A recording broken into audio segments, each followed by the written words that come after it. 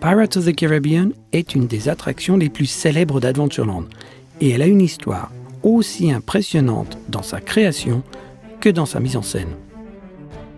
Notre histoire débute dans les années 60, mais pas aux Caraïbes. Tout commence à la Nouvelle-Orléans. Walt prévoit d'agrandir son parc Disneyland avec un tout nouveau land appelé New Orleans Square. Dans les rues inspirées de celles de la Nouvelle-Orléans, Walt veut créer une attraction appelée The Thief Market, le marché aux voleurs. Un peu comme notre passage enchanté d'Aladin, on permettrait aux visiteurs de déambuler entre des scènes statiques. Mais Walt et ses Imagineers sont arrêtés dans leur élan pour travailler sur 4 pavillons pour l'exposition universelle de New York qui va se tenir de 1964 à 1965. Fort du succès de ces 4 pavillons et des technologies développées pour cet événement, Walt décide de transformer son concept de marché aux voleurs.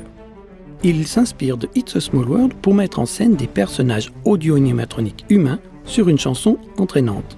Les visiteurs s'installent dans des bateaux pour passer d'une scène à l'autre. Avec tous ces nouveaux éléments, les voleurs deviennent des pirates et la petite attraction devient un projet ambitieux. Rappelez-vous que normalement, une attraction Disney naît d'un film. Dans le cas de Pirates of the Caribbean, Walt doit créer un univers original qu'il va peupler de scènes faites de beaucoup de détails.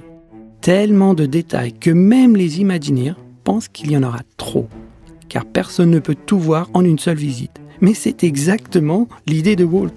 Il veut que les visiteurs viennent et reviennent dans l'attraction, et revoient les mêmes scènes et qui découvrent pourtant toujours quelque chose de différent. Et Walt avait raison, car l'attraction est si détaillée qu'elle a servi d'inspiration pour une franchise de films qui porte son nom, Pirates des Caraïbes. Et la boucle est bouclée avec l'arrivée des personnages du film dans l'attraction, comme le célèbre capitaine Jack Sparrow.